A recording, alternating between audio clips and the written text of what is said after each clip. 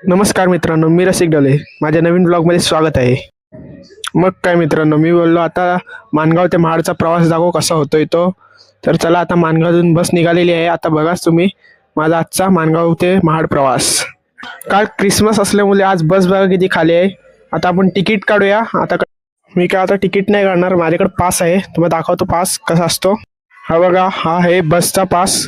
बघा असा आहे मित्रांनो. आता तुम्ही पास बघितला असेल. आता तुम्हाला दाखवतो बाहेर किती फॉग आला आहे. तो बघा किती फॉग आलाय. आता आपण एवढा फॉग असेल तर बाईकवाल्यांची काय हालत होत असेल तुम्ही विचार करा. किती फॉग आहे बघा, सूर्य देखील दिसत नाही.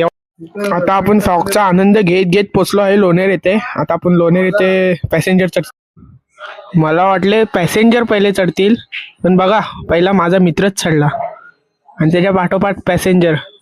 आता लोणेर सोडून आता आपण पोचलोय गांधरपाले येथे. गांधरपालेच्या लेण्या एक्सप्लोर करत करत आपण पुढे जातोय, म्हणजे आनंद लुटत पुढे जातोय.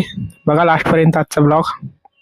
आत्ता आपण लेण्यांचा आनंद घेतलेला आहे आणि आपण आता रायगड रोडला आलेलो आहे. तिथून आता डायरेक्ट आत जाऊ आणि आत गेल्यानंतर डायरेक्ट छत्रपती शिवाजी महाराज चौकात जाऊ. तिथून डायरेक्ट कॉलेज पर्यंत जाऊ.